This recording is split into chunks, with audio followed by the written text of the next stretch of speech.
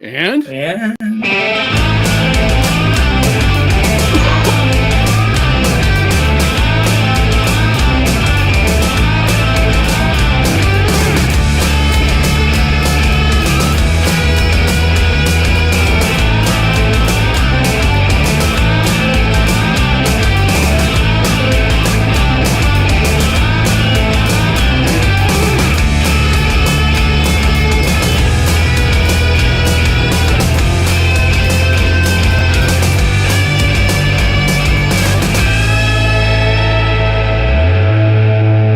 we will try to screw it up less next time, although we can't possibly screw it up as badly as the city is screwing this up.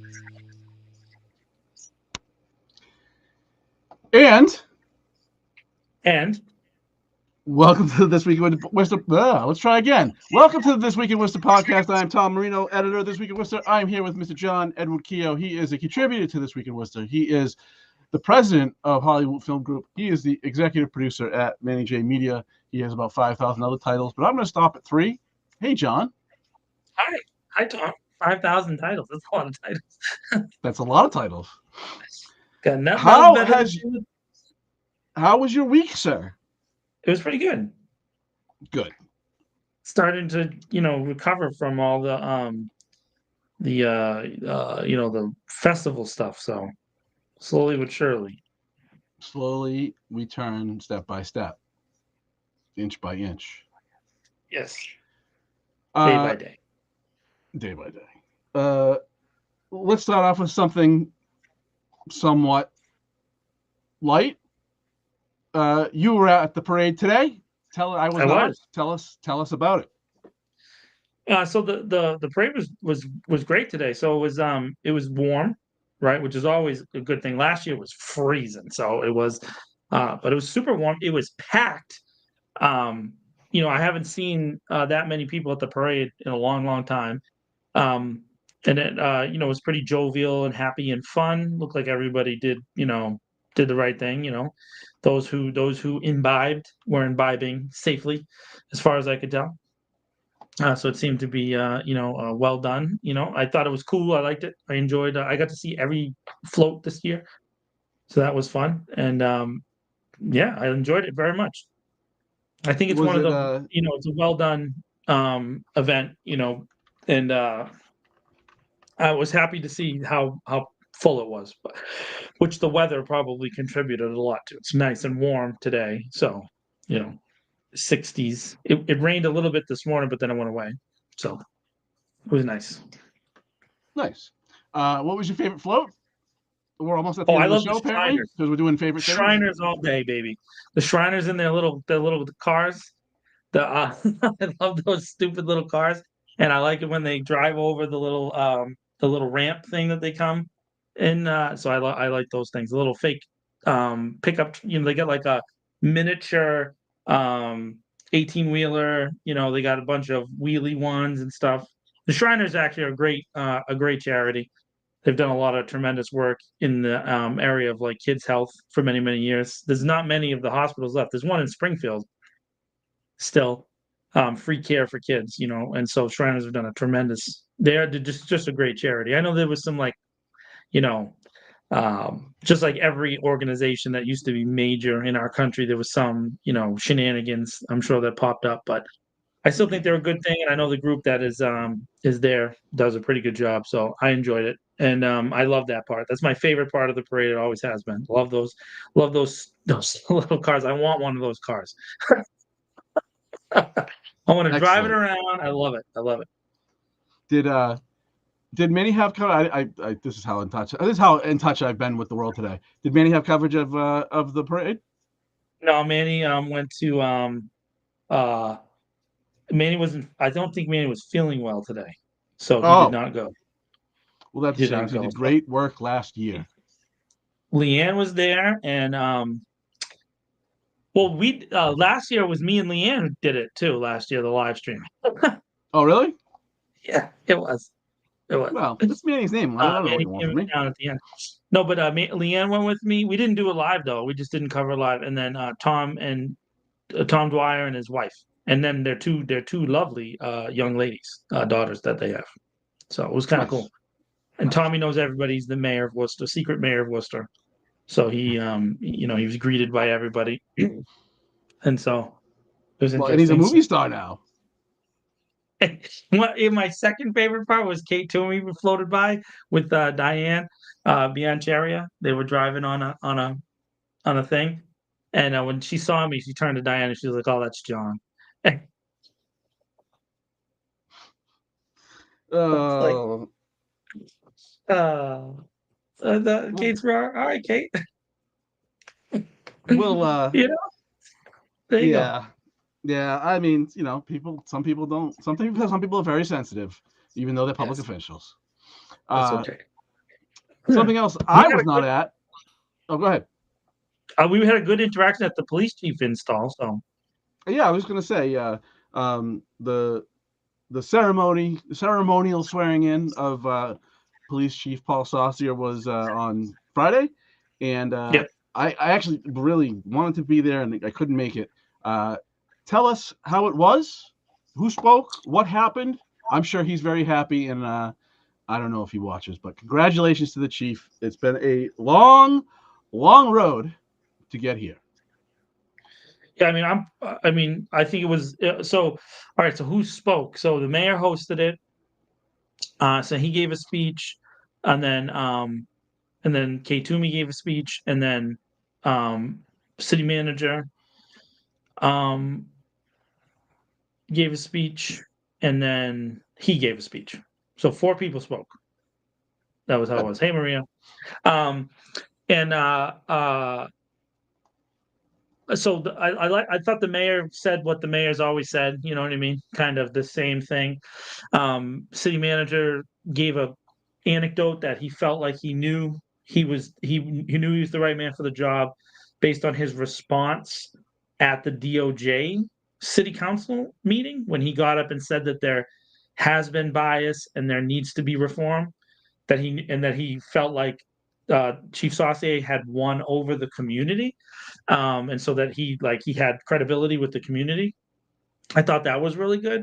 And then Kay Toomey, she's known him for a long time, and so she focused on their personal relationship and those kind of things. And then she did mention that as the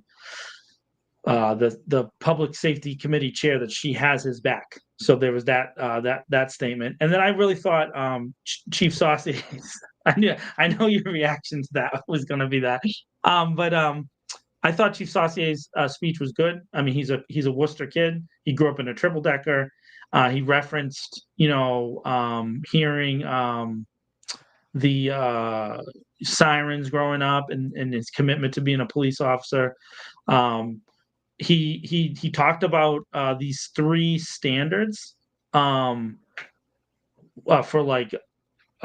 how he wants to do it, and he mentioned specifically professionalism and in the way he talked, and then he had subcategories, but care of, and he called the citizens of Worcester customers. So he did. I thought that was very interesting approach. He's done that before, but it was more. He talked about customer service, and that he thinks the police department should be in the customer service business. He's mentioned this before, but this was the first really broad remarks that he made. And then his family was there. His wife Lynn, I think his daughter Lynn as well, and then his son Paul.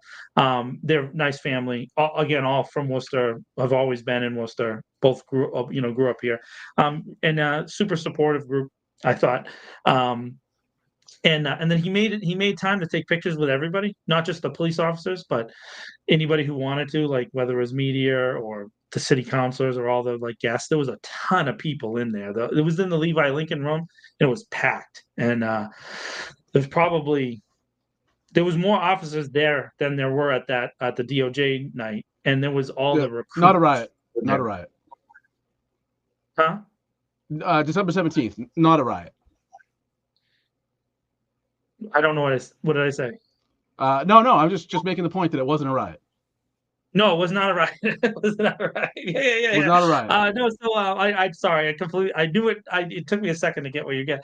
No. So I mean, and all the big names were there. You know what I mean? Mr. Petroni avoided me like the plague, as he always does.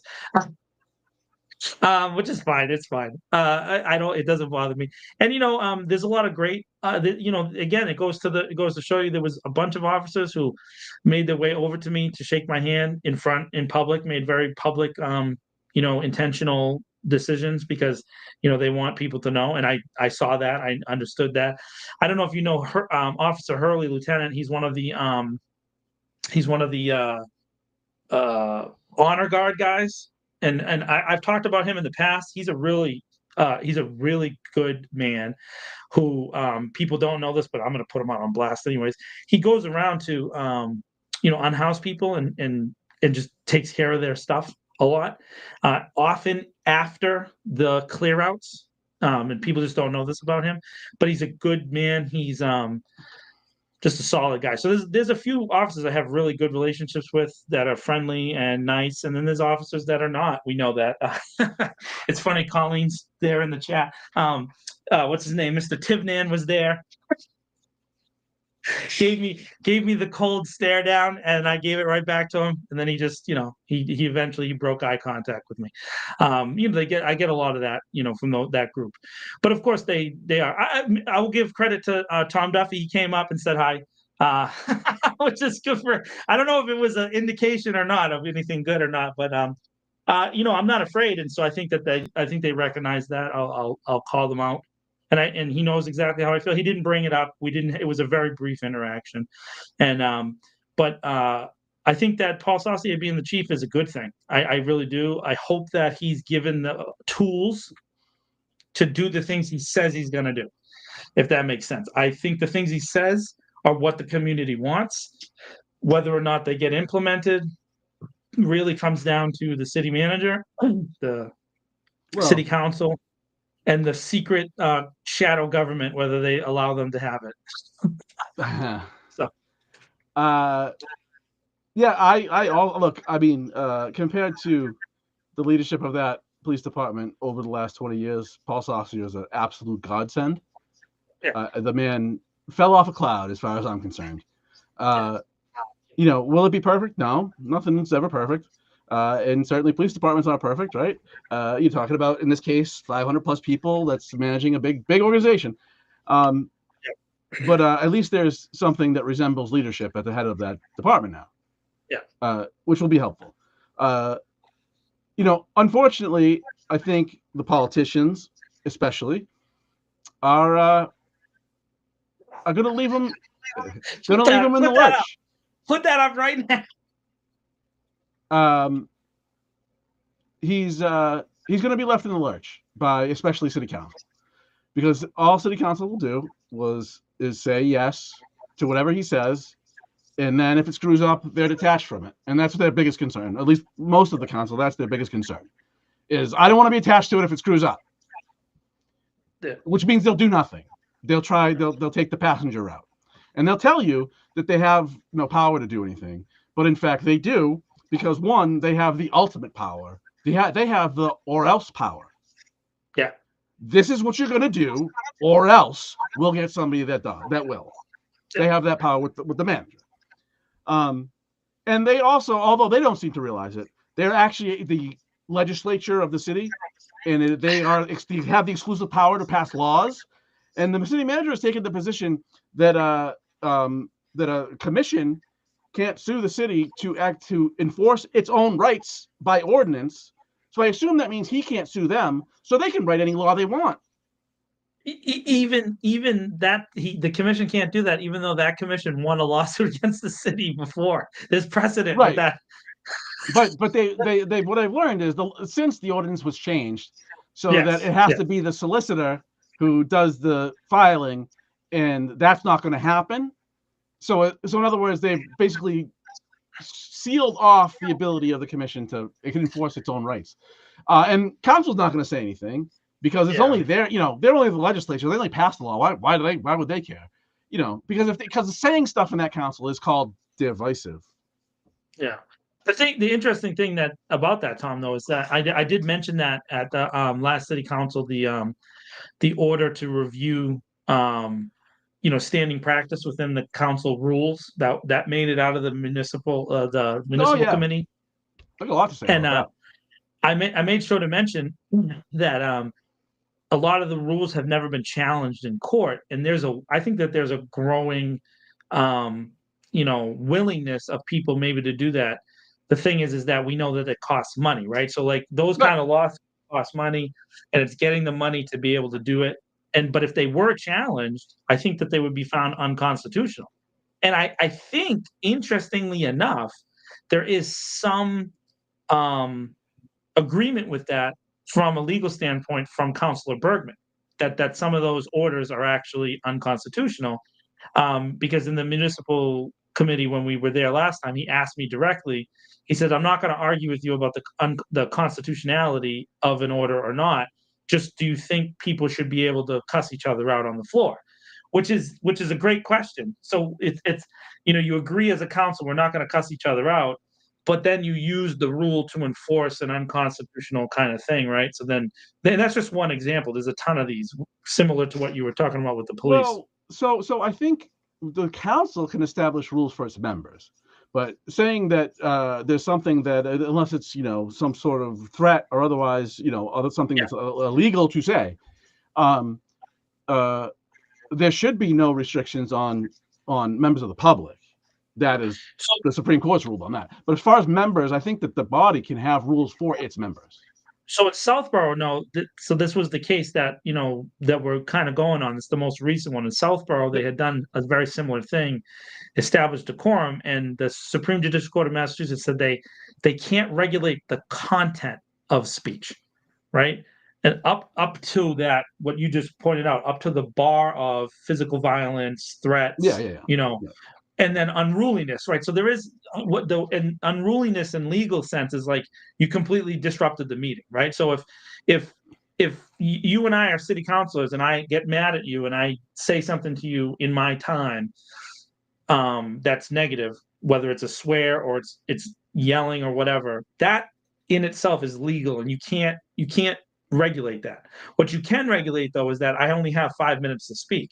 So if I scream at you past the 5 minutes and I don't listen to the chairperson, then now I'm out of order, and that's a completely different thing, right? So it's content versus the rules of order. And because we have this old ancient book, Robert's Rules of Order. By the way, I did propose that they eliminate the phrase "through the chair," which has been thoroughly eliminated in almost all municipalities across the country as being outdated and antiquated, and it is. And it causes unnecessary nonsense to have the people talk about it. In fact, on several occasions, when the city solicitor was giving testimony, different city councilors just said to the solicitor, and they skip over it anyways. It's because it's hard to remember to the chair, to the person that you're talking to directly. And it's just a silly thing. But to just wrap up the point on the chief of police, I'm not saying that. I don't think you're saying this, and I know I'm not saying. I don't think Paul Saucier is a perfect guy. I think that he is an officer who served for over 30 years in the Worcester Police Department. So it's not like he doesn't know about the culture, the internal culture of the police department. I just think he has a forward-looking mindset. Doesn't mean that he doesn't also think that his friends, like Tom Duffy, that he's known for 25 years, is a good dude. He probably does. That's not the issue. The issue is that at least he has a thought process that is different than, and I'll give you an example. I took a picture of it. There was a reserved section of reserved seating for the command staff, right? So the 6 deputy chiefs, and the 3 deputy chiefs who sued him sat away from the 3 deputy chiefs who didn't sue. And so that is exactly what we're talking about. There literally is 3 deputy chiefs who don't respect this guy, didn't want him, not because of he's not a 30-year officer. They do respect that, and they do respect that he's part of the culture and all that. It's because they thought they should have the job, because they believe the civil service thing has to be the end all be all, even though, as we pointed out, it's an antiquated system. It doesn't mean anything. The department there is very, very accustomed to receiving its welfare program of civil service. I like that you said that as I was taking the They welfare are. for. They love it. They love it. A bubble By test. the way, I did. Doesn't matter if hey, you're a complete asshole to everybody you come in contact with. If you can fill out a bubble test the right way, if you can memorize for 2 days and fill out a bubble test, you're qualified. I will say this in a This Week in Worcester exclusive. I did ask the chief about adding a physical component to the civil service exam, and he said if I did that, they'd all vote for the civil service exam to be gotten rid of. Beautiful. Hey, by the way, a very healthy dude. You know, he's in shape for his age and is taking care of himself. So that makes sense too. And then again, you can see the pictures in the room. There's a lot of unhealthy police officers, just really, it is what it is. You know what I mean? And so I don't see how the high stress and the 96-hour schedule apparently that you can have doesn't take a toll on your physical well-being. Of course it does. You know. Gotta keep those hierarchies there. But you know what I mean? They don't. Of course it does. But as both union leaders said in the paper last week, once you get a Worcester Police Department badge pinned on you, you become invincible. Superpowers. Yep, superpower. RoboCop. It's terrible. It's terrible. But again, devoid of reality. Like when people say things that are just devoid of reality, it really frightens me that these people are in positions of power. It is. You can see this. Like, there's a tone. There's a tonal approach. Like I said, I told you there were several officers who went out of their way to come over and shake my hand because they wanted to be seen shaking my hand, which means they have to do that in their minds to represent something that they can't actually say. They're not allowed to say it within their own culture. So the way they do it is they come over and they shake my hand and give me the bro hug and that kind of stuff. In front of, again, like I said, Mr. Patron is diagonally across from me. He's all decked out in his finest, and they were coming up to me, multiple times, and of course I know they're doing it for him, not really for me. But that's an indication of a broken culture. You shouldn't have to do that, right? To come up and shake the scumbag's hand to make everything work in your mind.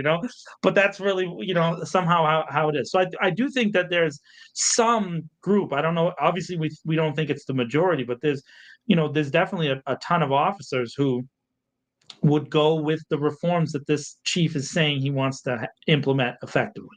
So, but so here's the thing, though, is we kind of got sidetracked by council, but they're we're gonna put him in a position where he's gonna be the sheriff and the police chief, and what I mean by that is, he's gonna be constantly forced into positions where he's gonna pick, his guys that he work for him, or something else. Yeah. And when that something else is discipline, that's when we really get to the heart of what has been the problem in this department. Right.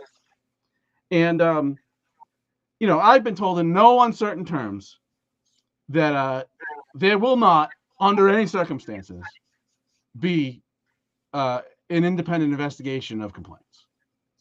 Right. They're going to fight tooth and nail. Yeah. Right. And so that should tell you everything you want to know. Yeah. What they see, and I believe that internal investigations at the police department will be better than they have been, as with Paul Fossey or chief, without question. Better doesn't mean good. I want good. Yeah. I know which is good though. Here's the thing: is that no uncertain investigation means that none of the crimes that we have documented will ever be prosecuted. They're gonna, and he said this multiple times now. And so you just have to read between the lines. He said it. City Manager Batista said it. They keep using the word reset or fresh start or hey Charles, or begin anew. Like they said that a Yeah. lot. You heard Like we're just gonna forget everything that happened and how we got here. So that means any crimes that were committed by officers back in the day were not, unless of course a video surfaces that shows an officer like murking somebody. Then of course, then we would need to reopen the deal. But that's the thing is, the point is that internal investigation, if it really took place, there's evidence to be found. When you hear them say there's no evidence, that's because they're not looking, not because it's not there. And so and the chief can't like personally oversee every investigation. Like that's these city councils are absolutely delusional that they think they're just going to write this up to, oh well, we got the right leader now and everything will be fine now. Yeah, because we're in an election year and they can't afford, some of them, their whole campaign, the only thing they say is that's off substance is they support the police, if that's substance, and they can't have that being pushed back against by people inside the police department, so they'll just go along because their own ambition is far more important than, and let's be clear about what this is, the public safety of residents. Because bad cops are a threat to public safety. So these counselors that talk about how they're so dedicated to public safety and they've never said anything about this topic ever, they're liars. Liars. They don't care about public safety at all. No, they just care about maintaining the current structure, and that's the thing, And so again, I really think it comes down to, I do believe that this chief would want to implement reform, but I just don't know that he'll be given the tools to be able to do it. I think that he's one person. The other thing he's one person. Yeah, no, but all of that though, like Manager Batista said, like that there was he repeated this at least 5 or 6 times now in public, but at his speech on Friday, he said that most of the reforms mentioned in the DOJ report had already been implemented. Of course they have. By Chief Saucier, and that once it came out, the ones that weren't there, Chief Saucier immediately started to work to implement them. But those are mostly paperwork reforms that only modernize the police department to basic accounting and data collection standards, right? One of the ones we talked about last week is this, there's some restrictions in Massachusetts. Like, for example, if you stop somebody, but you don't give them a ticket, Massachusetts doesn't require you to collect any data as far as age, race, even where the stop was, which is really strange because if you did that, then you would kind of know what areas the police are patrolling, right? So you see that in other data maps that we see from other agencies, because there are other agencies kind of tasked with that, like the Worcester Research Bureau, right? So we can see these maps and you can be like, oh, look, they've been stopping cars all along these, 6 or 7 roads, which relates back to another problem, right? Which we've talked about. They don't have enough staff to do traffic. I'm just talking about traffic enforcement alone. They don't. So then you can actually see the state police cars that they bring in, and then also Auburn, Holden, Shrewsbury, where they position other towns' things to catch up, So like if you're speeding on Route 9, and I don't know if anybody's ever had this happen, but there's several officers just positioned in White City, just waiting for you to go over the bridge, speeding. And they collect, especially on like March 30th, if you're on March 30th and it's like 8 o'clock at night and you decide to speed on Route 9 by White City, the Worcester Police is relaying information to those agencies. So there's a system that they have. And what we're talking about is that system is dedicated realistically to 2 areas. One, it polices an area where they can collect the most fees. And 2, it historically now has policed poor and predominantly minority neighborhoods. And that evidence is clear. And this chief has admitted it. But again, the reform that we're asking for isn't the paperwork admission. It's to change the positioning of the police and to stop doing that only towards certain areas. What they're going to do is right, and but even more broadly than that, I mean that's a good example. But like more broadly than that, they're going to keep the structure exactly the same. Yes, they're not going to change anything. They're not going to change anything of structure. They're going to write more things down, and then. But if you have people, I mean, and look, it's not necessarily always nefarious, but like asking people to investigate their coworkers is just stupid. It's just stupid. You're asking people with an obvious bias to root out they're friends who might not be doing the right things, right? Mm. But city council is not going to take any position. They won't take and this goes to, I often throw shrapnel to what I call a slim majority, but I'm going to throw shrapnel on everybody. I have not heard a suggestion, an idea, a plan. God forbid somebody had a plan. Nothing related to what should happen here. There's no debate about what should happen here. It is just, this is what we're doing. Be happy with it or don't. We don't care. Mm. All right. So there's some no. It's just, I mean, I don't know how many people look at things the way that you and I do when we kind of like read like deeply into the statements that people make and like check them against. But like another example is city manager mentioned that in his job interview, in Chief Sausay's job interview, that he had innovative ideas and a willingness to focus on data and future and technology, all that stuff. He mentioned it like he's probably spent a minute of his speech on that. When he said that, right, he indicates that there are other people that he interviewed for the job. Okay. But we know from the lawsuit that was filed against the city that the 3 deputy chiefs said that there was no interviews at all. Right. So when you say that, when you say that out loud, you think, well, maybe his was the first interview and he just hit it out of the park. But the city manager used it as a point to frame it as if there was this other thing happening. But we know that that's not true. We know that this guy was probably only the guy that they thought they could get, that was from Worcester that would work. Right. I think that they're not stupid completely. They are aware of what's going on. And there's enough support for him within the structure that it could lead to something else. Right. And so then behind closed doors, what did they have to do, Tom? We know they had to convince the city councilors in the majority that probably weren't on board for this guy. They were on board for some other deputy chief. Right. You know what I mean? So that's great, Charles. That sounds cool. But you know what I mean? Like that kind of indicates where they're at, is that there's always like this process to get this secret group on board to make any of these things happen. And then when you mention something, as you said, when you throw shrapnel, they take it as offensive, but they just told you in public that that's how they did it. But then, what do you think I got your back means? Let's be honest. This is, Councilor Toomey is unabashedly a booster for the police department. What do you think I got your back means? It means I'm not going to let anything actually change. That's the goal. Yeah.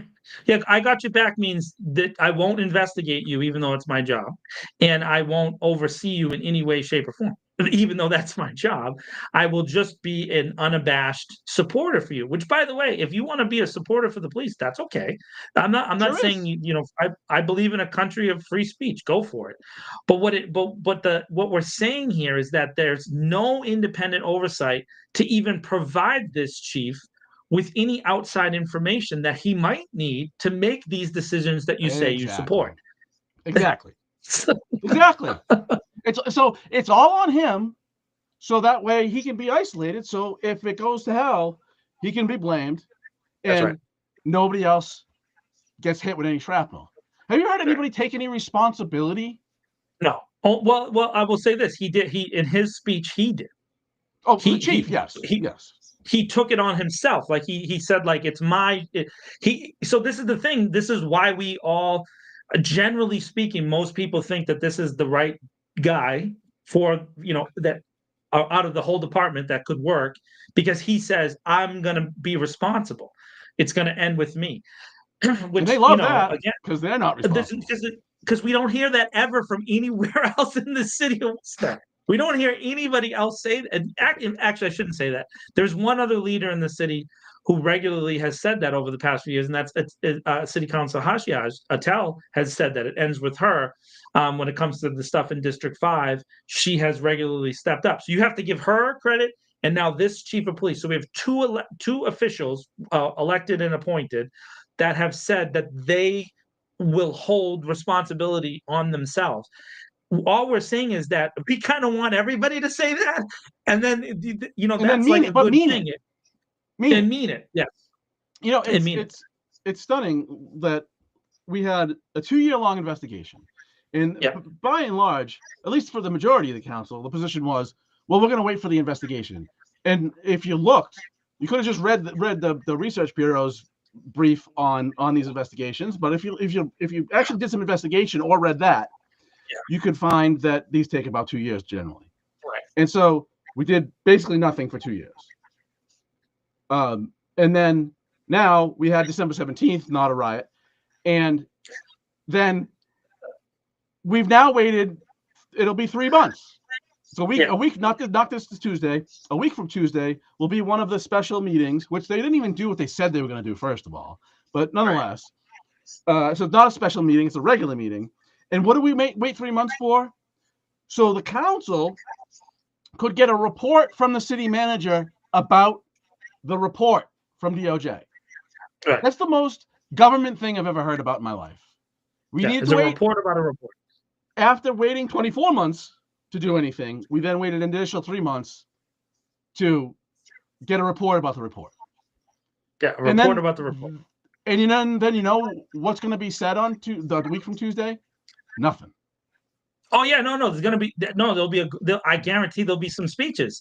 Some of the speeches will be like, "Wow, thank you for providing this information." Yeah, by the way, right. which is hilarious because the cases inside the report.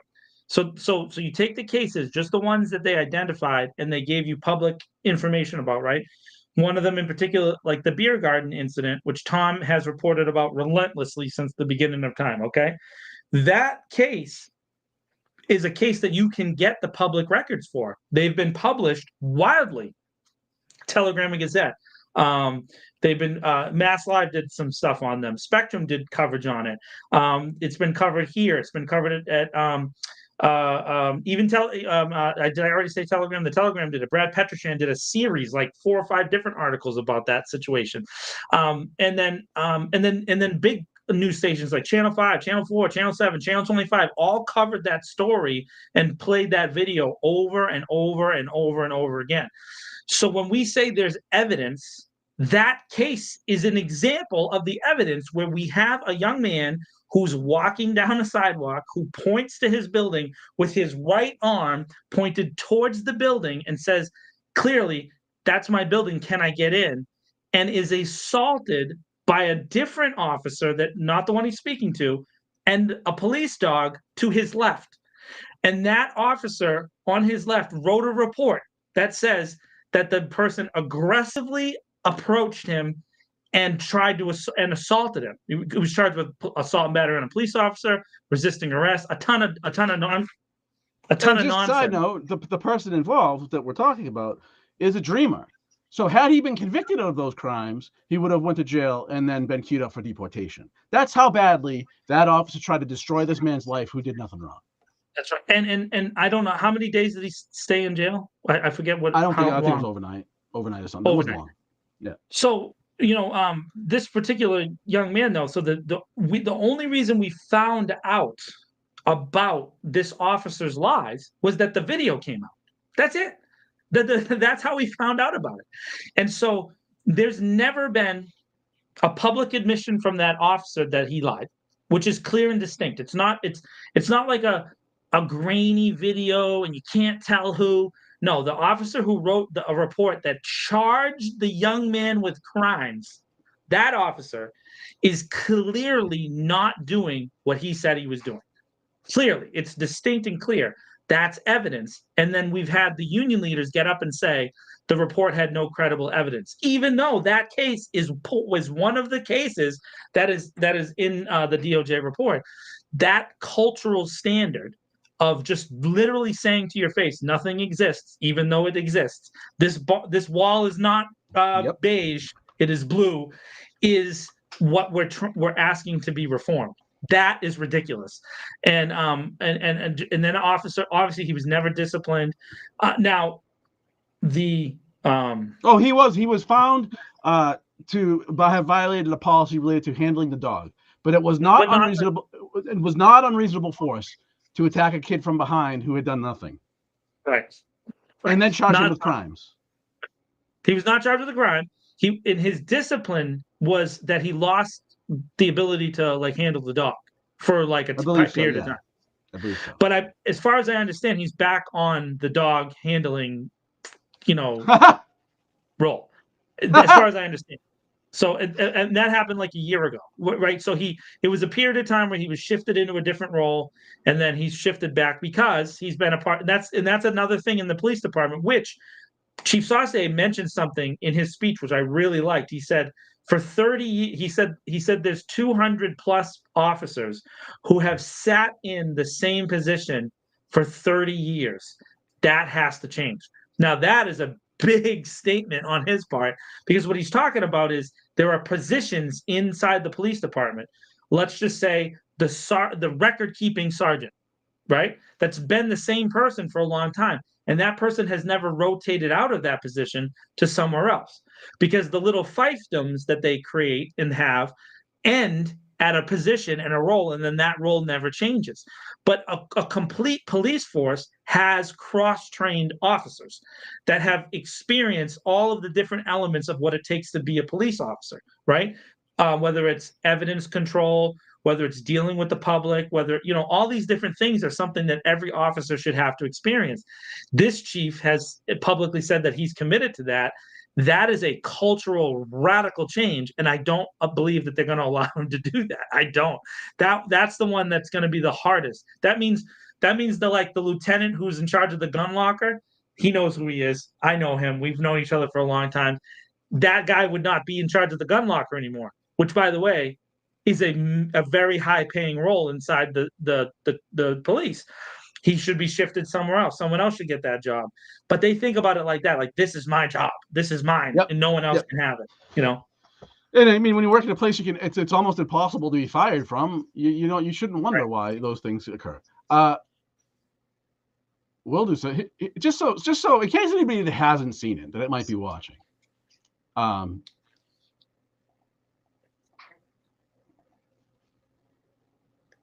Now, the first version, this loops 3 times. First version is real time, except for I pause it. I made this piece for a talk I gave a couple years ago. I pause it just to highlight the person we're talking about, and then it plays in real time. No, you have to click the regular screen. There you go, stupid. Okay. So that's the person we're talking about. He's trying to go home.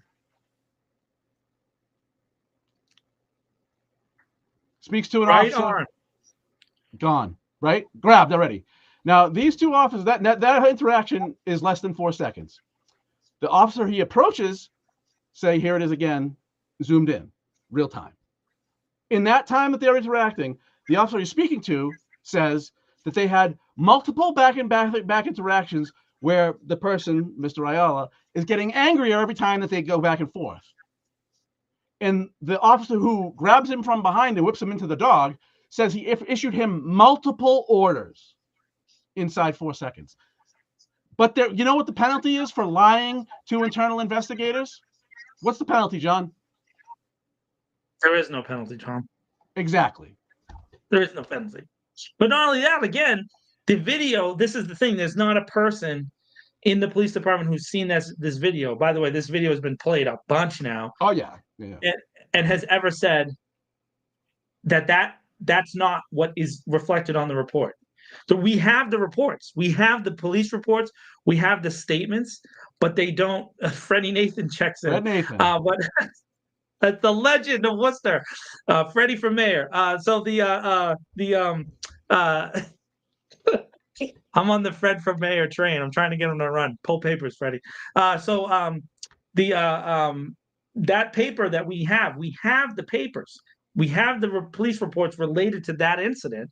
And what all we're saying is that incident, when you see he uses his right hand, he points to the building, and the officer, there's only a single exchange between the officer he's talking to and the young man.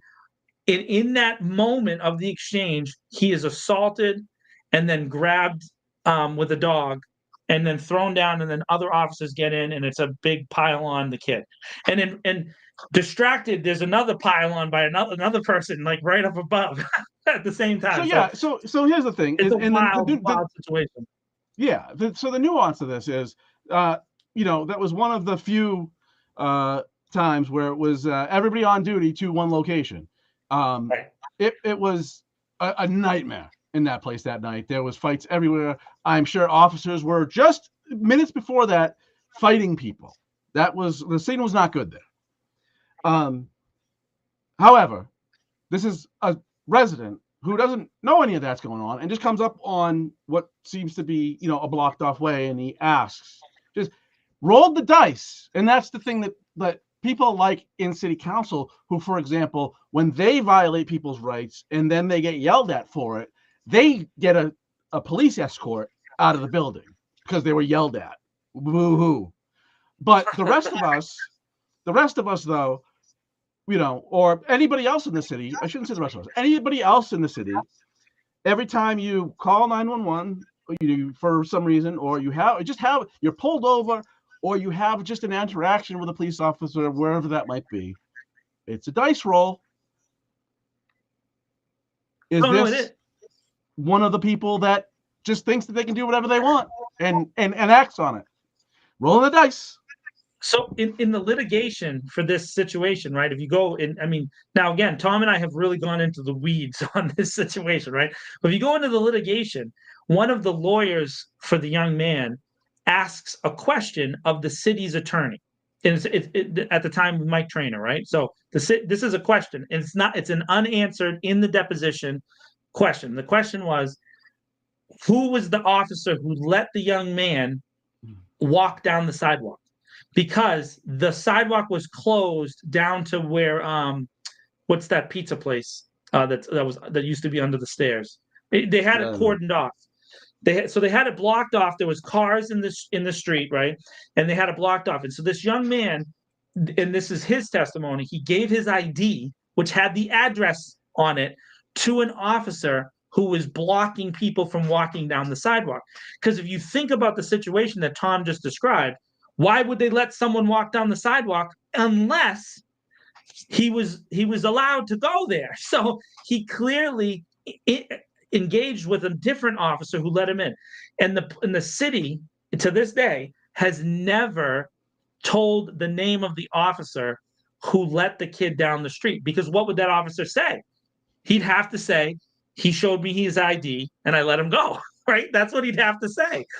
And not only will they not identify him, but they won't even acknowledge whether or not there was an officer there, even though wider shots show an officer. But it's because of the way all those security cameras are, you can't identify the officers. It's really difficult to see who it is.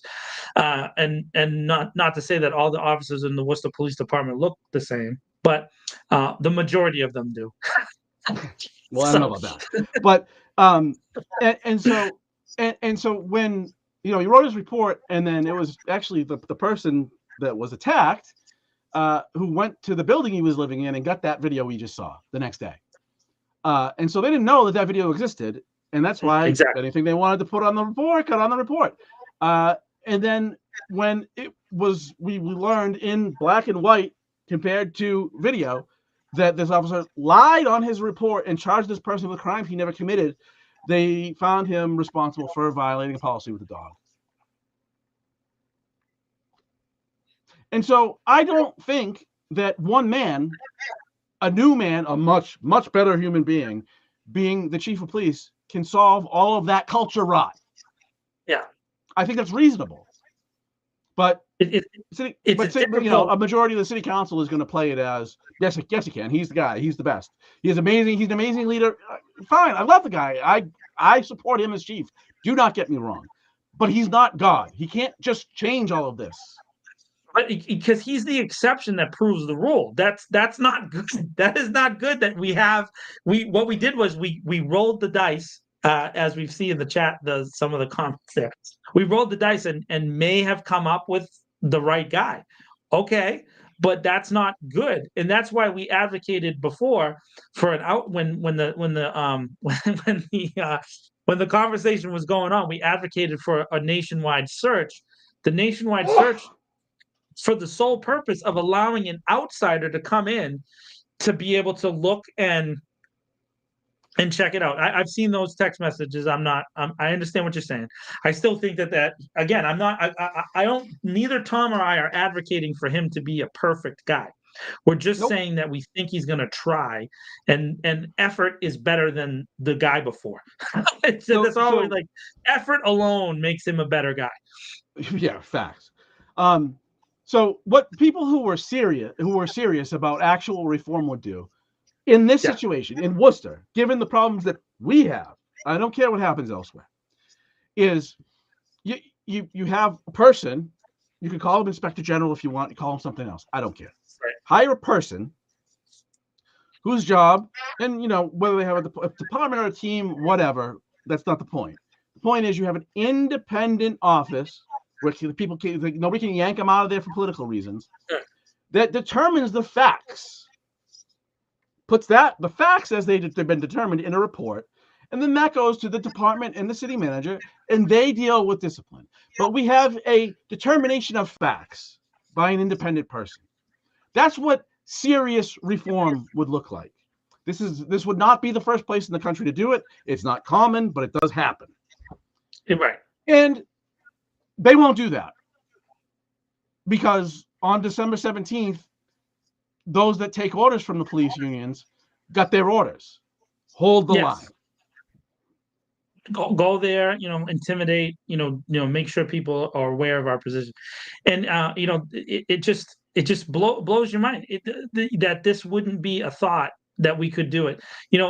If you remember, again, go back to when Steve resigned abruptly out of nowhere, which no one ever looked, there's no thought about that. Like, why did that happen, right? But when you look at when he resigned, all of a sudden the mayor was on Hank Stoll's talking about maybe we need a police commissioner. All of a sudden the city manager was saying the same thing. You heard it from city councilors and all that, right? And then when they got their guy and they think they have their guy and this guy, that disappeared completely because they only think about outside interference or outside, in whatever thoughts, ideas when they're under the gun. But then when they find a way to keep the kind of status quo, or at least keep it in the family, which is what they did here, right?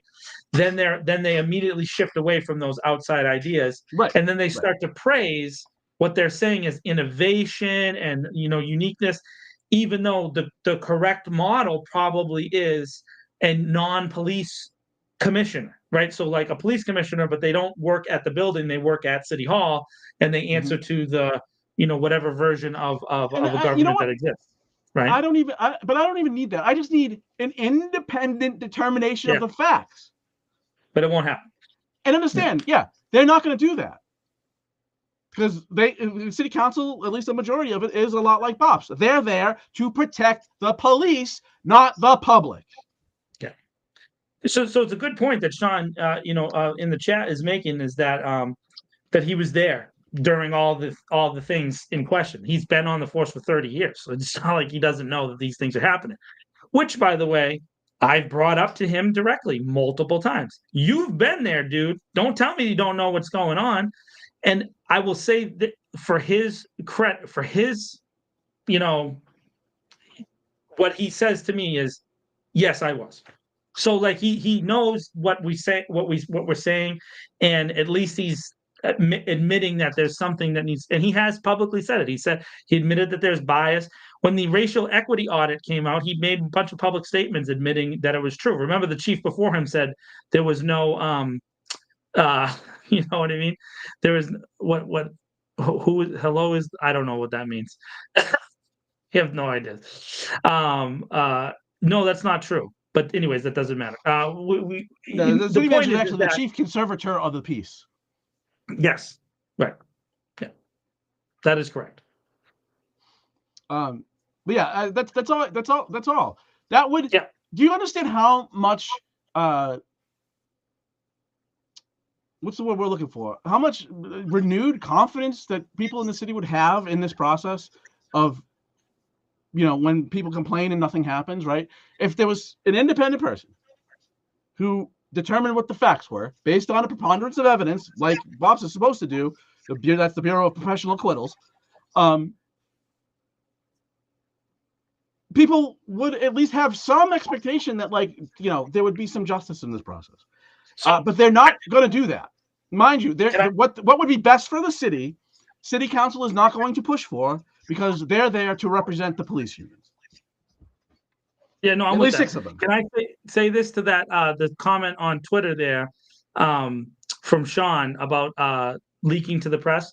I can tell you, at least from my perspective, I can't talk about Tom, just from mine. I'm allowed to say this now, but he was my source for the drone story when I was writing for the Patch, and he was the one who let me into the building. He's the one who allowed me to take the pictures of the drones. That's all public information now.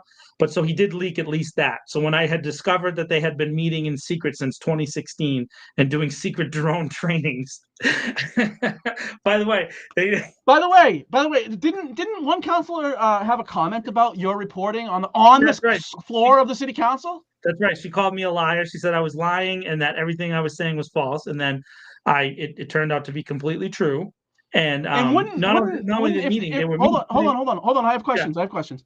Shoot. Wouldn't the chairperson of the Public Safety Committee have been involved in all of that all of that? Yeah. So definitely. So when that individual, you're being interrogated right now.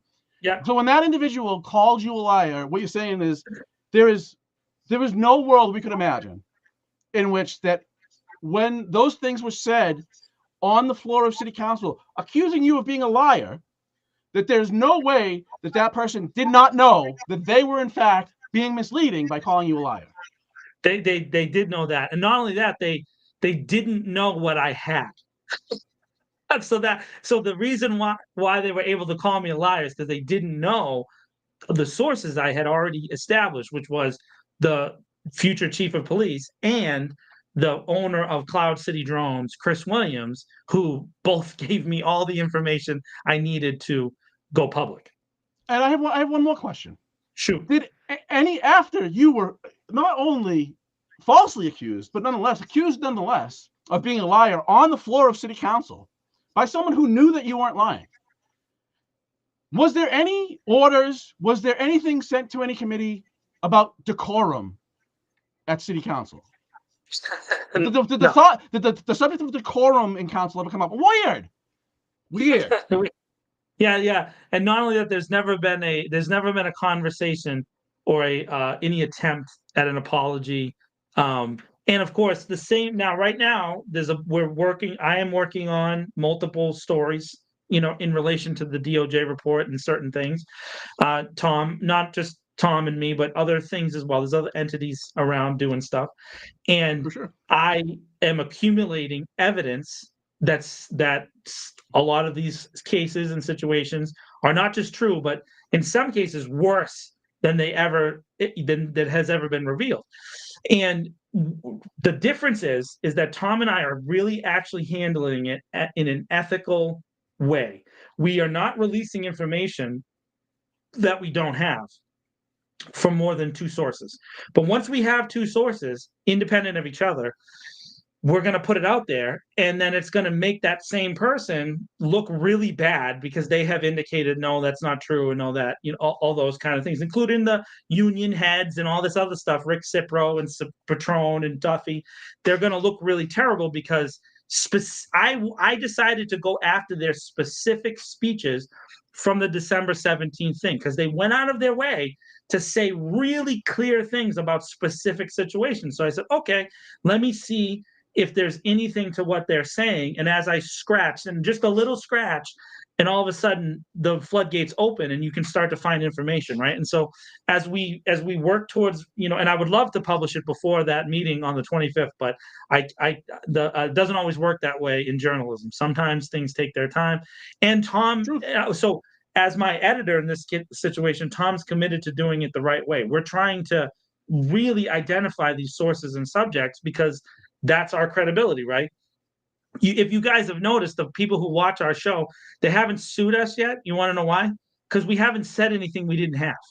If we have it, we say it. If we don't have it, we don't say it, right?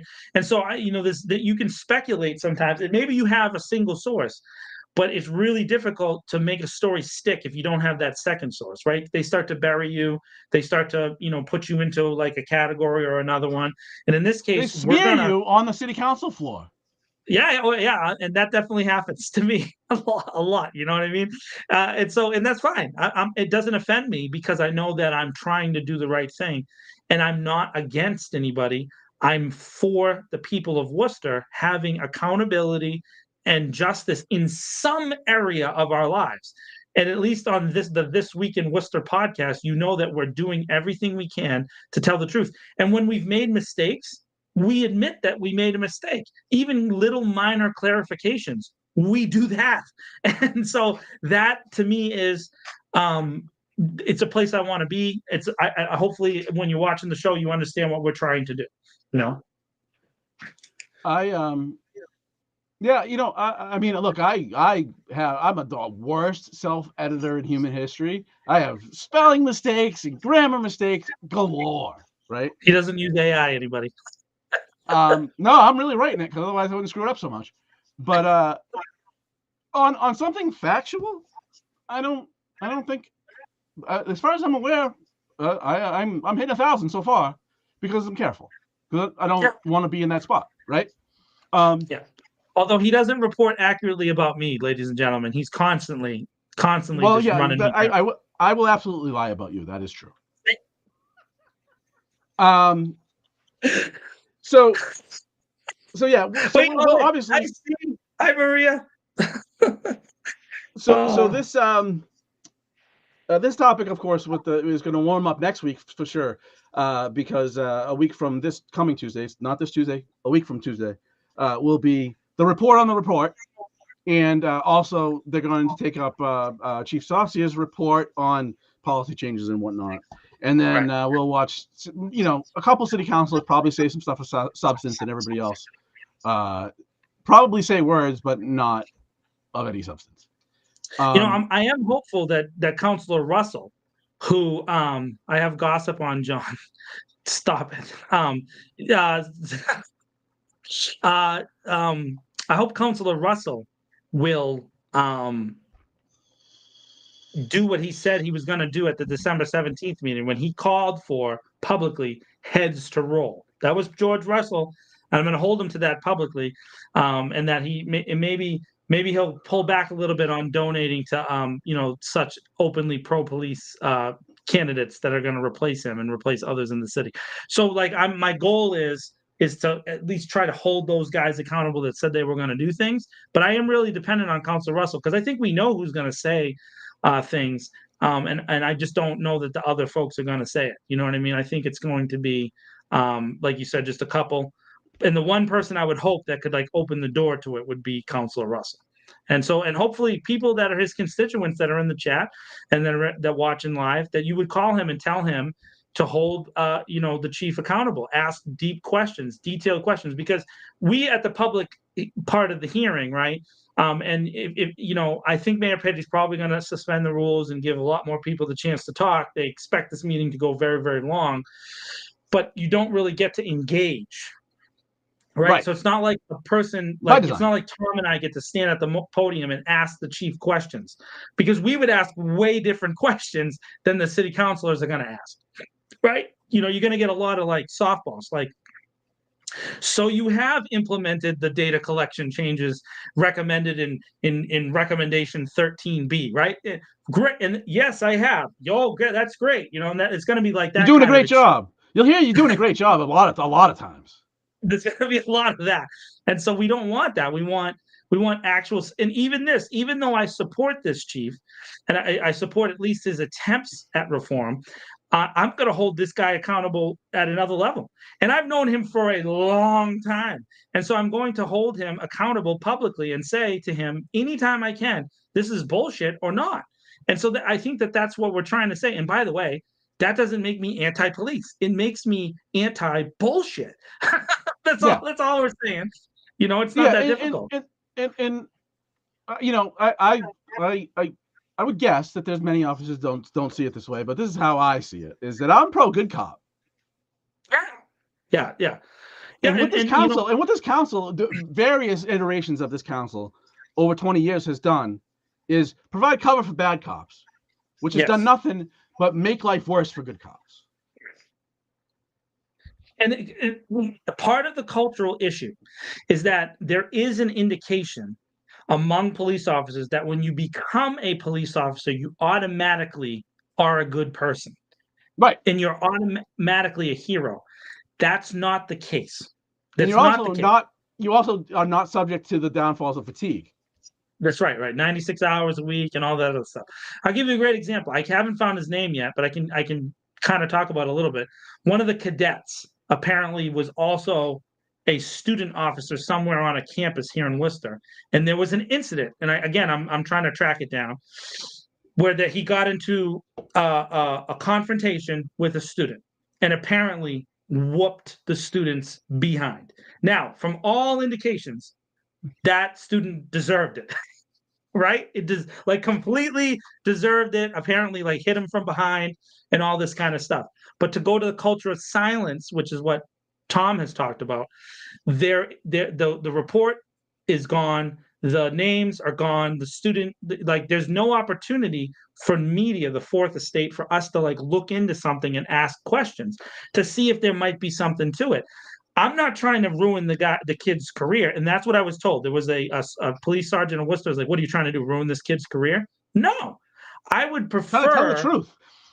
Try to tell the truth. The truth come out about the situation. If he whooped somebody out that assaulted him from behind, why don't we have that? Why'd you squash that video? Why are we hiding things? Who does that protect? So most likely, who it protects is the student is probably related to somebody. Right? So you have corruption on the other side, right? So that's the thing. It's like, okay, so it turns out the officer did the right thing. Okay, great. But it turns out the student who did the wrong thing was never prosecuted, never reported, never anything, and their name is being hidden because they're related to somebody else. All we want is the truth all the time, not the truth qualified, not the truth in certain situations, not the you can't handle the truth, Tom Cruise truth. I want the truth all the time. Tell me the truth. I'd rather have the truth. I don't care if you did the worst thing ever. I just want to know what it is, and let's move forward. You know what I mean? And this is the vast majority of problems in life come from people saying, I don't want to talk about that. Okay, well then, how are we ever going to move forward if you don't talk about it? Right, and that's why, you know, if you actually cared about, well,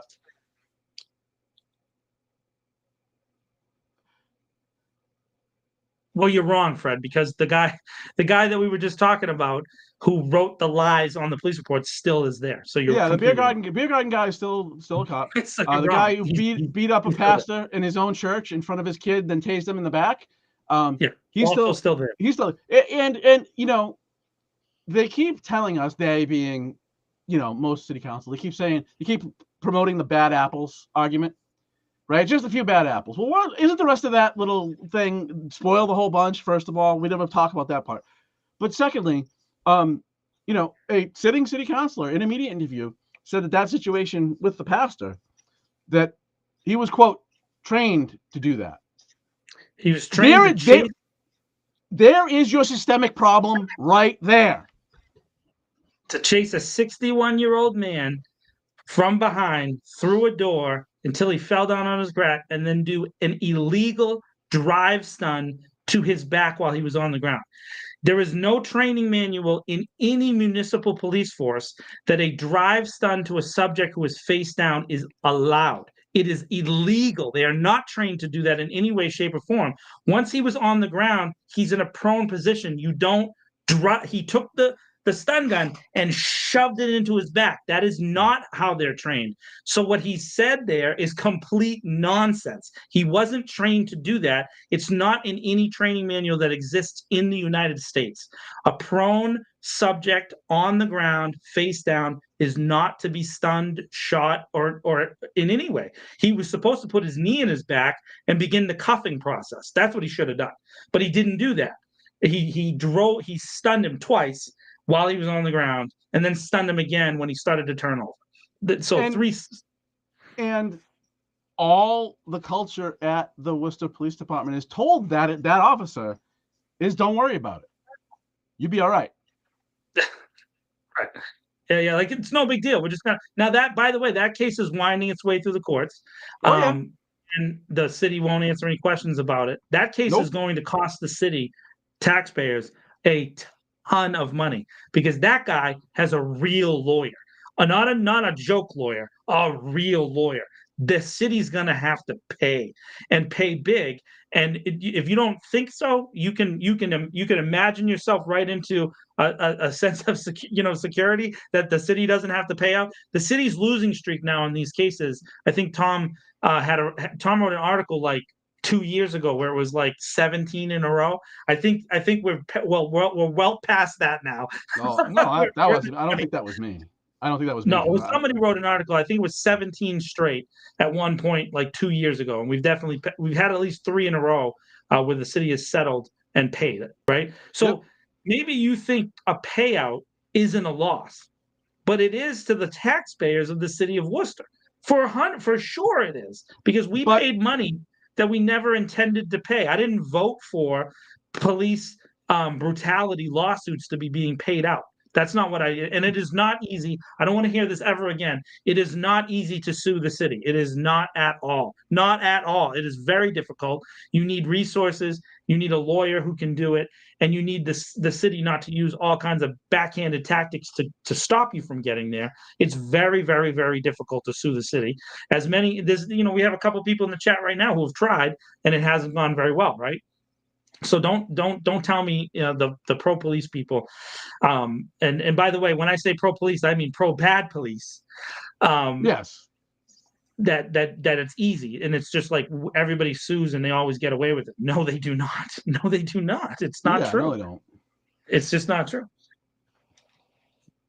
So the last thing I want to talk about, because we're gonna have a whole bunch on police next week, I'm sure. And in anticipation of the meeting come next Tuesday, we'll have the report by then, the report about the report, and we'll see. We'll probably have a good sense of where they're going. I did want to talk about, lastly, an opinion column by former Commissioner of Public Works and Parks in Worcester, Robert Moylan. And it's titled, "City Council Should Think Local, Not Global." And he goes on to tell us all about what we should expect, what City Council should do. What city government should do.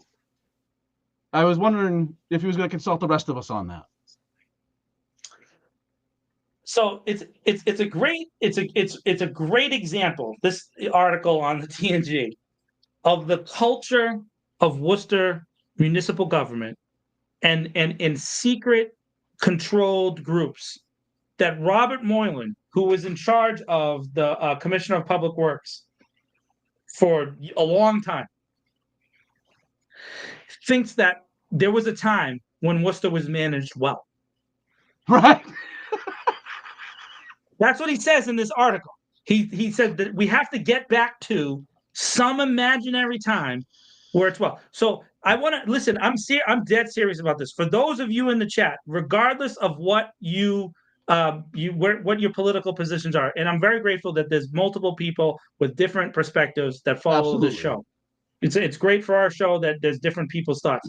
In the chat right now, how many of you can ever remember a time in your life that Worcester didn't have potholes? Go. Never.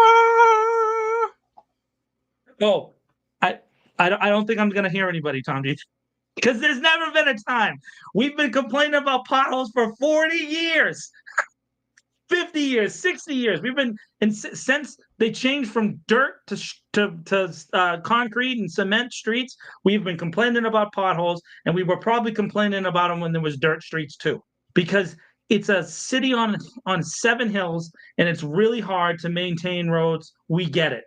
But there was never a time when it was really well handled here, because we've always had nepotism and graft and dudes' sons getting the jobs that don't even go to work.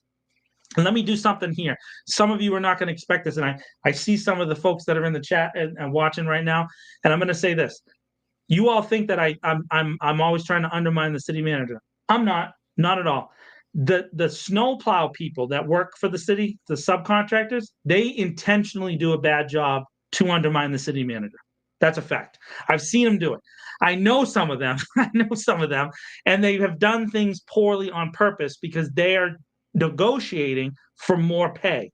Do you understand? They're trying to get more money out of the city. So what they do is they do a bad job to make the city manager look bad. And then when they negotiate for cost, they say, well, we could do a better job, but you got to pay us more. And it's always asking for more staff, more money. This is a common issue that has existed for decades. And this guy was in charge for many of those years. He was there for a long time. So that is the joke. And I believe, Tom, that there are people who read this article and thought, yeah, that's right. There was a time.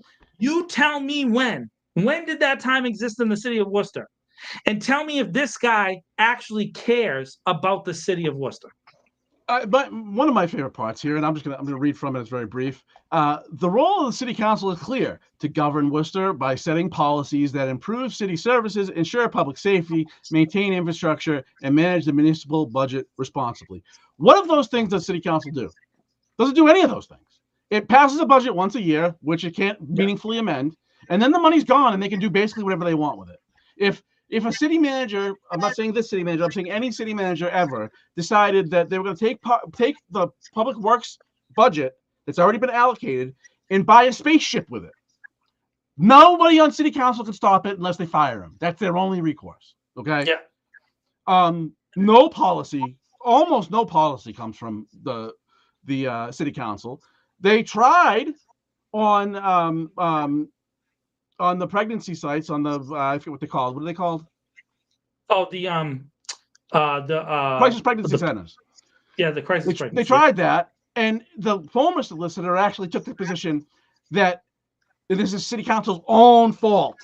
But the city solicitor took the position that when the council requests a ordinance to be written by the administration, a gross violation of separation of powers, and in my view, a blatant violation of the charter, that they don't have to bring it back, even though the power to create and pass ordinances is exclusively the power of the city council. That's how broken the system is. But nonetheless, maintain infrastructure. Council can do nothing to maintain infrastructure. That is operations. Like, this is just words that don't mean anything, and an old guy lecturing the rest of us on what our government should be doing. No, we decide what our government should be doing, and every city government across the country takes up petitions about issues outside of its purview because residents are asking the council to express the will of the council. Not only when it was Muslims and Arabs being killed did we have to stop that. Right. And so this is the thing. His article doesn't admit that the part of the reason that conflict even happened was because Mayor Petty, who's in charge, actually, let's talk about the whole timeline.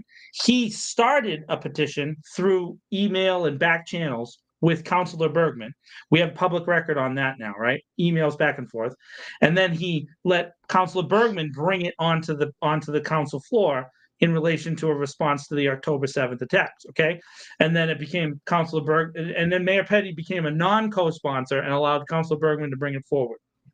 Now, the explanation for that, if you go back to the Hank Stoll show, which Mayor Petty was on in like the weeks following, was that he felt that Mo Bergman, as a Jewish man, should be given the opportunity to do so. That was his reasoning behind it, which, take all the other information out, sounds like a kind act by the mayor towards a longtime personal friend and longtime co-worker in Mo Bergman. Okay, so, but at the time, if the policy that we now have, or they now say they're going to adhere to, is right, it was still wrong for that petition to be allowed.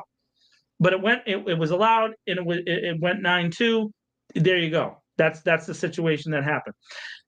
You would think that the mayor would think through that process when the same petition was brought by citizens, right? A lot of citizens of the city of Worcester who wanted the same opportunity that was afforded Councilor Bergman. That's all that we have here. Let's neutralize the situation internationally. But Mayor Petty decided not to do that and then was rebuked, forced to allow it to happen, and then they used a procedural way to get away from having to actually vote on it by having it filed. That's the actual timeline.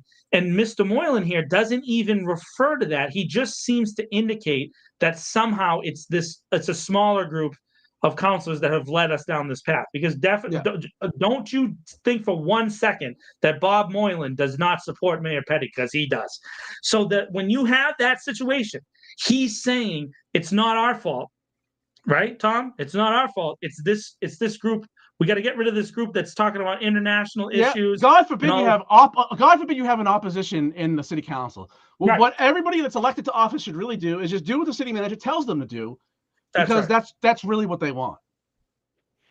The best part is the best part is in the paragraph, right? So, by the way, Bob, you shouldn't be reading Ray Mariano articles when you're writing your own, because you cribbed half of a paragraph from Ray Mariano's statement on this a few weeks ago. So, when you're writing something, try not to have another article open that you're like responding to.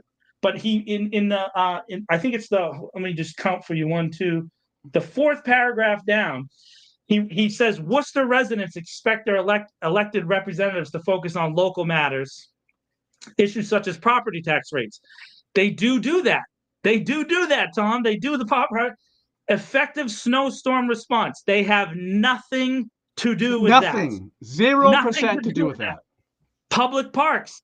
All they do with public parks is they bring up things like changing the street signs, but they have no actual determinative action. They can propose things, but the city manager, through their public works person, has total control over the parks. There's a couple parks that are determined by federal stuff, like Elm Park, but for the most part, it is determined by the city manager. Libraries, again, state, federal, crime control, nothing to do with it, because the chair of the public safety committee, as she said on Friday, she has the police chief's back, will do no meaningful oversight of the police department. She says she can't legally, which means they have nothing to do with crime control. So this whole, and then economic development, all they do is argue about which building is going to be changed on the rolls, and then they don't even do a good job of that because, Holy Cross and WPI keep smacking them in the face. So literally on this list that he wants the city council to get back to, I think we have one thing, Tom, and that is the tax rates. Everything else on this list, they have nothing to do with. So, Bob, your article asked for them to get back to stuff that they do not have a purview over. You should not be in charge of anything. I can't believe you were in charge of a city department for as long as you were, because you don't know your own city. And I just, in one sentence, just eviscerated your position as a public servant. You should never have a job, and you shouldn't have an opinion, and you shouldn't have been allowed to publish this article, in my opinion. Well, I think it's great that they published it, because this is not even. I mean, that part's fun, but this is a great example of old Worcester think. This is how leaders in the city, the people that are in control of the city, have thought for decades. And that's how we got the police department we have, and the potholes that we have, and all this stuff, because they are crippled by fear to do anything. Crippled. And by the way, the laughingstock nature of our city council and our city has nothing to do with just these couple national things that have happened, right? You think that one thing made it. The thing that makes us a laughingstock, the thing that Worcester is known for, you can go back 30 years and go to Adam Sandler's freaking albums when he was making fun of Worcester, when he's from New Hampshire and he's making fun of us 35 years ago, was for corruption, was for being backwards. That's literally been a running joke. And not only that, you go to Saturday Night Live, you can go to skits, you can go to movies. Repeatedly, our city is made fun of because of the secret group of people that think they run it, It literally, there's a newspaper article. Bill Shaner writes, Worcester sucks, about the secret bubble that's over the city of Worcester because we exist in this like weird element and everybody makes fun of us. It has nothing to do with what just happened over the past 3 months. It has to do with the last 50 years of miserable, poor management stuck to the same path over and over again. The top 6 white dudes making decisions behind closed doors. But what's important is that the few people on city council, when they go to campaign this year, they get to go out there and say, I support the police. Hey, you know what? That reminds me, real quick. I don't know if you saw this. I know it wasn't on our agenda, but I want to just cover this real quick because it connects to this. I don't know if you saw that the State Police Crime Lab was awarded to Marlborough and not to Worcester. Did you see that? I did. Did you see that our local chamber president Tim Murray went on a tirade about it? I don't know if you saw that. He did a series of posts, a series of articles. He went on the radio. He ripped it apart. Blah blah blah blah blah. Okay, let's take a second here. Would the State Police Crime Lab coming to Worcester lead to a lot of jobs and opportunities for people of the city of Worcester? The answer is no, because it's a state police crime lab and it's determined by the hiring in the state police, which is a state agency. But Tim has a lot of cousins that he would like to get, put into the right place. This is exactly related to this thought process. Tim is mad because Madison Properties, which, by the way, magically was able to develop this building in Marlborough, didn't do what they were supposed to do at the ballpark, did that thing with WPI or Holy Cross, whoever, it doesn't matter. And now they're doing this thing in Marlborough.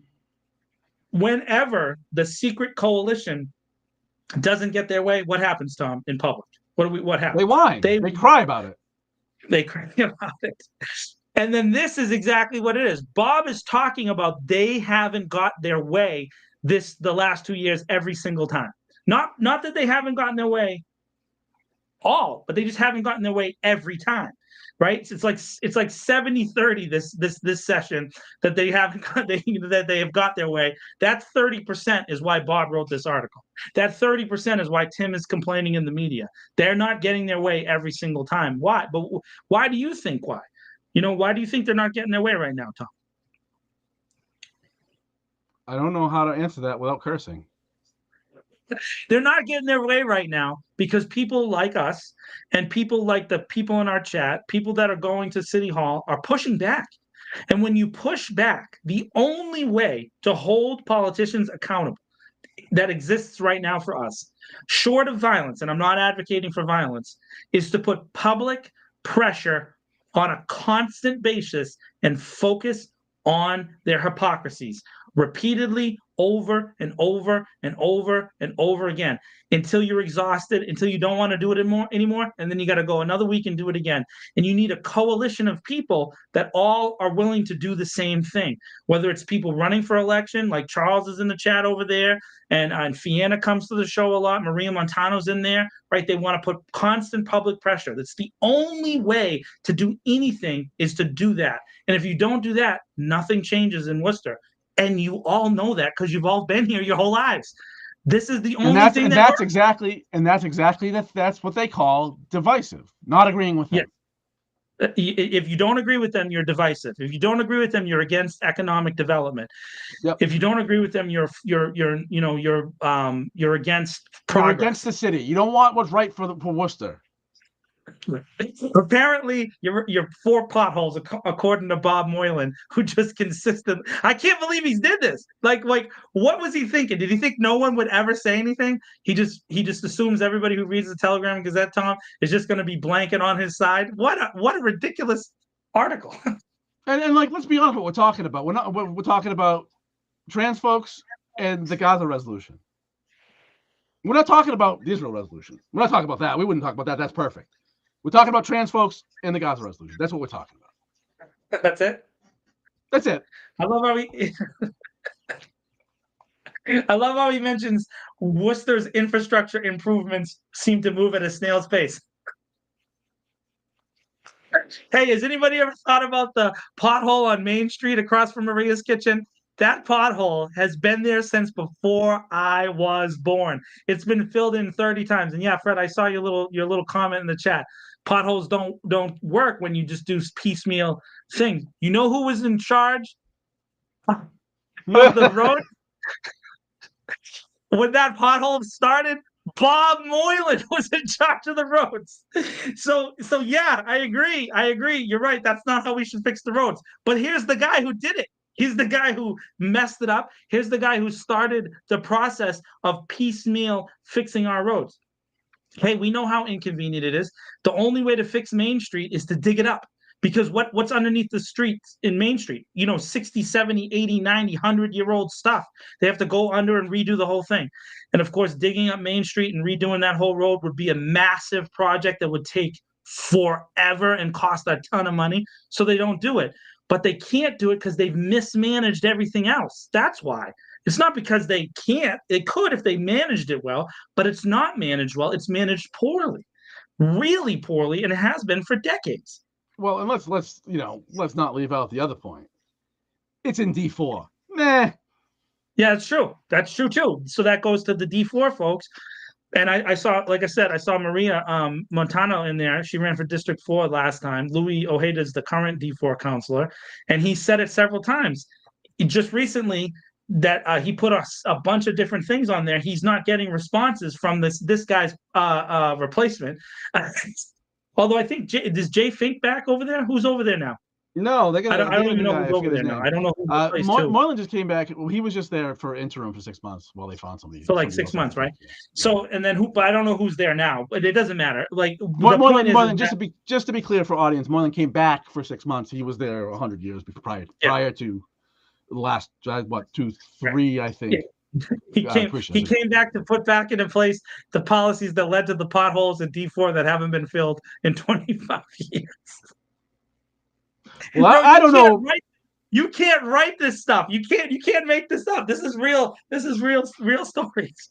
It's real stories. Yeah. So I don't. My knowledge isn't that deep on pothole history, but I frankly found it insulting to the people of the city, because our government will do what we decide it will do. Yes. Because that's how it's supposed to work. Yeah. We're not allowed to complain. We're not allowed to check. We're not allowed to ask questions. We're not allowed to do anything, even though we're bringing up valid points, but we're not allowed to say it. By the way, here's the other thing, though, Tom. If you and I decided to go dark, right, and not talk about these things publicly anymore, and we went and kissed butt behind closed doors for months and years and maybe even decades, we might eventually have them throw us a bone, right? And they'd give us a job, or they'd, pawn something off on us, or they'd give us a street sign, or they do something to make us feel like, here we go, we gave you this thing. That's how the city is run. It's like, you shut up, we'll give you something, right? But we're not going to give you everything you're asking for. You know what I mean? We're not going to give you, if you ask for a crosswalk and a stop sign, you're only getting one or the other. Pick one. You want a crosswalk, Tommy? You want a stop sign? What do you want? It depends on what you want in that neighborhood. And that's really how the city has operated. And all of you know this. You know this in your souls right now, whether you're on the right or the left or wherever you are on the spectrum of political thought. The city is not managed well. There is no reasonable person who can look at the city of Worcester and go, well, they're doing a great job over there. There might be parts that are, and I'll give, like, the downtown Worcester bid. That group is awesome. How about that? Let me give credit to that group. They're great, spectacular. The DW bid, Lisa Marlowe, Yaffa Fain, I forget the tall kid's name, Alex Monaco. They're all awesome. They do a spectacular job. Good for them. They're trying to bring, farmers markets to the city and cool events and all that kind of stuff. I like that group a lot. But can you give me another one, Tom? I cannot. But I just the last thing on this article. I just want to read one more line from this. The residents of Worcester are not asking for their councillors to solve the Middle East conflict or engage in ideological debates on gender. They're asking for clean streets and sidewalks, safe neighborhoods, reasonable tax policies, functional public transportation, and well-maintained parks and schools. Council does none of that. And it was actually residents that asked for those 2 items. Yes. So yes, what he not actually means is the residents he approves of. That's correct. It's not all residents. It's just a specific group of residents. Right. And that's how you have to read these articles, everybody. You got to really dig in and see what they're saying, because they're talking to somebody, but they're not talking to you. They're talking to somebody, but they're not talking to you. No, this wasn't for you. This was for, The people West at City Side. Hall. Yeah. The people who decided they would have 6 at-large councilors, So there's that. That's in the Telegram and Gazette. I would give it a read just if looking for a reason to get irritated, because it's very irritating. I don't care who it is. I don't care if the president of the United States can't even say that anymore. I don't care if the Pope. Tell me what my government ought to be doing. Shut up.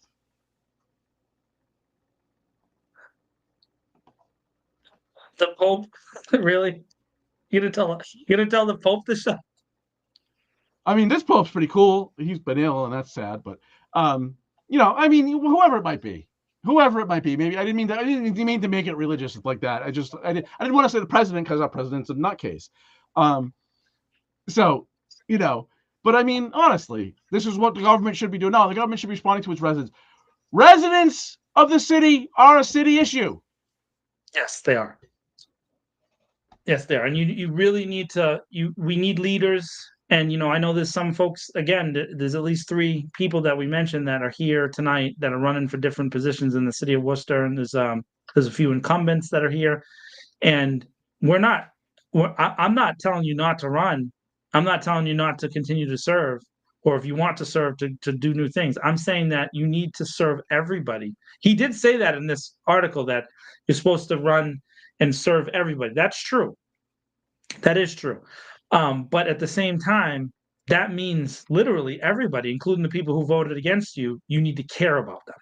You don't have to agree with them. No one's asking you to agree with them, but you need to care about them. I'll give you a great example. Again, and I brought this up before, but District 5 Councilor Atel Hashiaj, when the fire happened on Pleasant Street, several of the business owners were open public advocates against her. I just want to remind you of that. Those business owners were open public fundraising advocates against her. And when their business burned to the ground, the person who showed up was her. She showed up. She went to that building. She checked with the city. She's followed up. And you can't even question this. If you don't like her, it doesn't matter. Go to her pages and look at her repeated check-ins on that situation. And one of the business owners, even to this day, is fundraising for her future opponent. And do you know who is checking on that guy's business? District 5 councilor, the current sitting councilor. Even though he's fundraising and advocating against her, she shows up for him and advocates for him. That is what we want in our leaders. And if you are running for a position and that's not your thought process, you shouldn't be running for the position. You should want to care about everyone, even if they're against you. Even if they are against you. Yeah, I mean, I'll say this. We all have our own political thoughts, and some people don't like Atel's politics. But I just do not understand how, when you're when you have some sort of emergency, I don't know who else you would rather have fighting for you, because that woman will fight like hell for you. Absolutely, 100%. 100%. And I think there's other counselors that will do the same thing. I'm a District 4 resident. I heard a story about Louis Ojeda, again, person who advocated publicly for his opponent in the general election last session. Katia Norford had an issue, and this is a public person. Louis went and worked on it, right? That's like a thing, we need leaders like that. Put aside the politics, put aside the votes, do your job for the people that you represent, which is everybody. You don't just represent the people who voted for you. You represent a district, you represent the city at large, And for the at-large councilors who never go to District 4, I see you. I see you very, very clearly. You don't think that you represent the poorest section of the city, the most black and brown section of the city, has the same number of residents as the other things, right? Because the districts are determined by the number of residents, but you don't care because you don't think they'll vote. And so you don't think you represent them. And that is a false statement. And you have to change. And if the whole city doesn't change that process, we're never going to get out of our own way. That is the goal. Leadership. And the same thing applies to you, even if you're not an elected official, Tom. If you're a working person, you should care about everybody. Like, why can't we just care, even if they don't agree with you or they don't like you or maybe they hate you? I've received death threats from police officers for months now. And I still went to the police chief's inauguration on Friday. And I still stood there in front of all of them, including dozens of people who have sent me crazy text messages over the past 6 months. And I know it. And you know what, Tom? I'm not afraid. And I'm willing to go stand there. And I'm willing to advocate for them to have a better police chief. And I'm willing to advocate for them to have a better situation, even though they're crazy with some of their statements. That's the right way to act, right? I think we should treat good cops like gold. I agree. And I think that when you realize that somebody who's in the police department is a thug, it shouldn't be impossible to get rid of them. That's right. But that's unreasonable. According to those, to some people, I hate the police, end quote, because I want there to be more good cops and less bad cops. Yeah. And I want there to be more good plow drivers and less bad plow drivers. And I want there to be more good, I don't even know what other if the fire department, by the way, universally acknowledged as heroes, generally speaking, but there's some guys that probably aren't doing a great job. I want every single person that is part of our governing structure, I want them all to be people that care about other people. That's it. That's all I'm asking for. You can vote for whoever you want. I don't give two craps. I just want you to care. That's it. I just want you to care. But inevitably, what we'll get, this happened in 2014 when there was a whole parade of people that went to City Hall to, try and explain to City Council that there are problems in the police department, and they were basically ridiculed, if not either ignored or ridiculed. We'll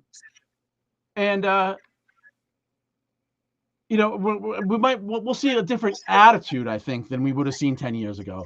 But the results will be the same. They won't do anything. By the way, I have that article from the Telegram and Gazette where it quotes Councilor Bergman at the time and Mayor Petty as saying we're moving in the right direction and that we don't need a Citizens Advisory Council back in that response to those times. I'm going to read from that on the 25th, and I'm going to remind them of their words.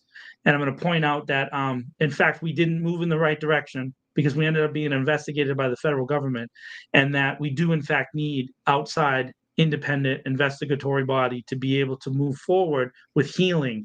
That's the other thing, too. We're not looking for destruction here. We're looking for healing opportunities so the city as a group can move forward, so communities can move forward. There's never going to be a perfect city. It doesn't exist. But there could be a better one. There could be a better one. All I want is a credible determination of the facts. That's it. The truth. You want the truth, Tom? Can't handle it. See, if we all have a credible determination of the facts, then we can make judgments based on what they do about learning about those facts, right? That's right. But the whole that kind of blows over the whole house of cards that they've erected now, where they can play fast and loose with the facts, and they can manipulate these idiotic reports that don't ask obvious questions and reach ridiculous conclusions. That would impact that house of cards, and that's of course the last resort when people decide that they want to do whatever they want to do. And we have a city council that I guarantee to you will take no substantive action. Right. I am hopeful though, Tom. I stand hopeful that somehow, some way, some of the words that we're yakking about these shows and the conversations we have with people, that somewhere there's an effect on at least just one person. I would love to come onto this podcast in 2 weeks after that meeting and say, I guarantee to you the thing, and I was dead wrong. I will have the biggest smile on my face admitting I was wrong. Does that mean they did something? They won't. They got their orders from their owners on December 17th. It's tough, man. I would have respected if one of them would just put it in order that calls for there to be one polling place in a non-public area of the police department. At least that would be honest. There you go. Well, you know what time it is, Tom. It is time for John's favorite part of the show. It's not my favorite part of the show because we have currently over 200 people watching live right down there in the chat on various platforms around the world. People checking in from all over the place, but especially the different precincts and wards around the city of Worcester. And they are looking forward to the best time of the show. And that's when I ask you about your favorite things. And yes, that references to a song in The Sound of Music, and you can figure it out on your own. But Tom's favorite things, we need to find out what they are. By the way, Tom's favorite things is a section of the show that's looking for a sponsor. So any small business owner would love to sponsor this section. You're more than welcome to reach out to me and talk to me about sponsorship for Tom's favorite things. And of course, today was the St. Patrick's Day Parade. We started off the show talking about one of the cooler events in the city of Worcester. It's well run. I liked it. The Shriners were running around.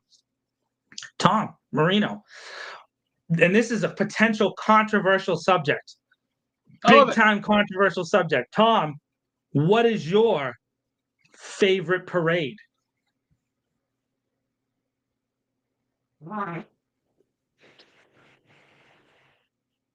Who cares? I mean, once you see one parade, haven't you kind of seen them all? No, they're different. Pick one.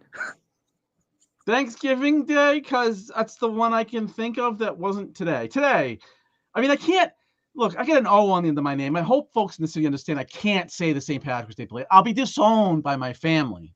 He's Italian, everybody. He's Italian. Yeah, I got an O on the end of my name. I can't. My father would be so disappointed. I can't. So I apologize. So I'm gonna go with Thanksgiving. Okay. Hey, real quick. So there was a Shrewsbury Street Italian heritage float in the parade today, which, by the way, Donna Calorio was on and Candy Merrill Carlson was on, and it had there was a guy with a bullhorn was yelling at them because they had the wrong bottom color. They were calling out the red. It should have been orange, and they had an Irish flag. And for some reason, Tom, it was upside down and the shamrock was pointed down. So there was a lot of controversy around that float. I don't know if that's going to come out in the political climate of the city. But Tom can't pick. Tom can't pick the Irish parade, which is fine. I mean, obviously, I'm a big fan of the St. Patrick's Day parade. I love it. I like the history of it. That's my culture. I'm a big fan of the parade, and I just like how what represents, represents my culture, the step dance and some kind of cool stuff. But a close second for me in the city is the Worcester Caribbean Carnival Festival and Parade, which is just absolutely spectacular. I don't care who you are. If you go to that, I don't care what culture you come from. If you go to that parade and you don't have fun, something's wrong with you, because it is awesome. Jen Gaskin, I know she resigned as president, but the Worcester Caribbean Carnival Council, they do a great job of putting together an amazing event with thousands and thousands and thousands of people. Stretches from City Hall down to that plot. Down to Daniel Gaskin Way now, right? Absolutely. We got renamed Daniel Gaskin Way. It is just a great, great event. And so I think that's probably my second favorite. And so I would say that I like parades in general. I think they're kind of cool. I think it's an opportunity for kids to see some things that are different. And also we're so stuck, even me, all the time on the computer, digging in emails and all that other stuff. It's just cool to get out and do some no, that's not true. Stop. Just don't even engage, because that's completely not true. It doesn't matter. It's a waste of our time. We're in Tom's favorite things. That's the most important time of the show, and we focus on positive things during Tom. Well, I just answered the question. No, it was in the vicinity of the parade. The people that were involved, according to the investigation, were not people who attended the event. So whatever you take away from that, what you will. Yeah, got love dropping in just not factual stuff right at the last second. It's okay. Hey, that's the question. John goes for the old guy. I do. I love the Shriners. The Shriners are great. Who doesn't love the Shriners? Yeah, but you're wrong. You can link the article all you want. You're wrong. So it doesn't matter. Anyways, so I love the Caribbean Festival. It's great, and I encourage anybody with their families. And if you want to go with me, let's go together. We're gonna go again and go out there and hang out and have a good time with a bunch of people that go. We're more than welcome to come and enjoy the Caribbean Festival as a group. We should all be there together, having a good time. Family friendly nonsense. A lot of people shaking their butts. Fair enough. Fair enough. No, it was the same day. It was outside the event, and according to the investigation, the people involved never attended the event. Yeah, so, and it had nothing to do with it. Again, just it had nothing to do with the event. Yeah. So yeah, I mean that's from the police department. That's not me. I'm not making it up. That's what they said. Yeah. Is there quick story? My oldest cousin. I wrote that article for This Week in Worcester. Did you? Yeah, that was me. Remember, I got the quote from Jen. Yeah, I'm a contributor. Oh yeah. I don't know. Yep. You are a contributor. Yeah, nah. So happy Irish People Day. That's right. Tomorrow is St. Patrick's Day, and we're